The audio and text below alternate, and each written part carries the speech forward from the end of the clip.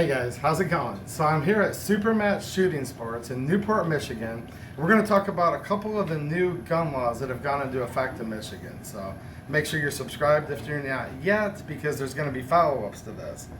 More than I want there to be, probably, actually, because this stuff's really confusing. So I have Mackenzie here. He's the owner of Supermatch, and my favorite state representative, Jamie Thompson. So there's a whole bunch of new laws that went into effect, 4 main subject matters, but right now I just want to talk real quickly about the concept of this new universal licensing. They say it's not a registry, but we'll get to that in just 1 minute. So prior to the 13th of February, generally, unless you had a reason to believe someone was prohibited, you could buy a gun face to face from your neighbor, from your friend, and you'd be okay even without a CPL. That's changed very recently. Can you tell us what kind of happened there? Yeah, so normally you would just be able to go to somebody, and friend or family, like he was saying, and buy a gun, as long as it's a long gun, without doing any kind of background check. Due to Michigan having pistol registry, if you had a handgun, you still needed to get a background check or have a concealed pistol license. So the new law says that every single transfer, whether it be a shotgun, rifle, lower receiver, handgun of any kind, needs to have some kind of proof that that person is not prohibited, either with a background check or a valid CPL. So that's the only options you have now to buy a gun off a friend or family member, and that entails more or less the need to either go to the police department and pay $10, which is our local price, and it could vary depending on where you live, to get a background check, or come to a FFL dealer, which our prices vary from $25 to $50 to get that background check, so you can transfer your firearm from person to person. Okay, so yes. Now they've said, many people have said this is not a registry. However, here's the new form we were just looking at, where the RI-60, it's a Michigan form that we've had forever for pistols, but now it's just called a firearm sales record. When you're going through doing these transactions, the gun shop has to keep a copy of these. Mm-hmm. And later on, if they're doing what's called a firearms trace, say a gun was used in a crime or whatever, they can still come back to the gun shop and ask him for the information, and he's compelled to do that.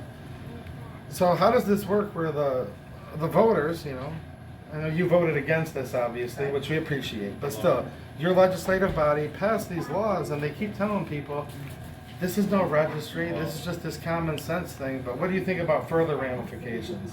First and foremost, there was no such thing as this is just a universal background check, because the background checks are already being done. And this is extra paperwork, this is extra red tape, and this is very much in a central registry. They want to know where all of the firearms are across the state of Michigan, and when you read this document, it will clearly tell you that they will have record of that. Yes. It has nothing to do with checking to make sure you don't have a felony, checking to make sure that you have anything in your record, you couldn't purchase or carry a firearm, because they were already doing that anyway. Even if you were to buy a handgun off a private seller, you would still have had to went to the police station and had a background check. Yeah. This is the false narrative that they're spreading, that this doesn't happen, this isn't happening, so we just need to make sure it happens. No, it has been happening, it always has been happening. Now they've added long guns to that. But yes, I do not support this. I voted no to this, and now let's just see how this affects lawful gun owners and gun stores.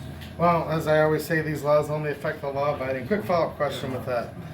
Do you think most of the gangbangers and career criminals in the different high crime areas of Michigan, do you think they're going to be lining up here to get background checks, or at their local police department to get these forms filled out? No, they're not. They're not going to.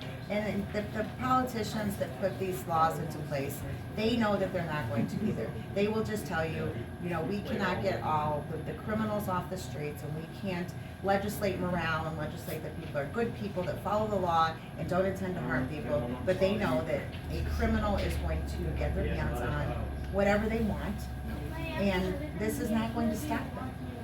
You know, and it's a sad day in Michigan. February 13th is a sad day in Michigan. I agree. One more quick follow-up question for you on this topic.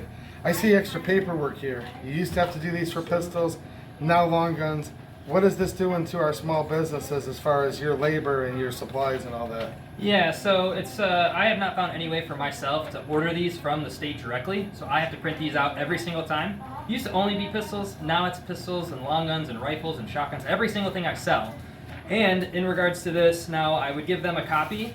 And when it's a pistol, it goes obviously into the state registry. So after 30 days, once it has been submitted, which is what the state police would tell you to keep that for on you, you could discard it, you could get rid of it as your copy so that it isn't still traced to you there in that regards. But now, since this isn't registered with the police, I would be keeping that record forever as an individual.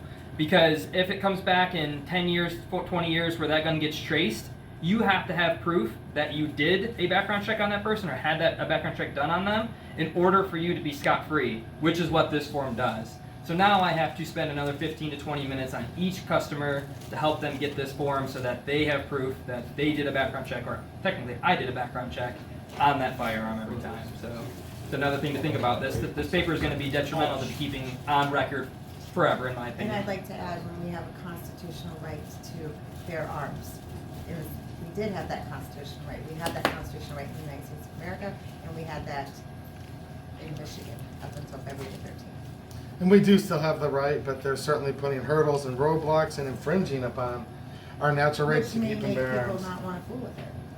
And I hope that's not the case. Go through the hassle. But more bureaucracy, more paperwork, more burden on small business owners who are having a hard time generally in this economy. So lots of stuff at play. All right, make sure you stay tuned. We're going to come back and talk about another topic here in just a second for us, but maybe a few days for you guys. All right, thanks for watching and have a good one.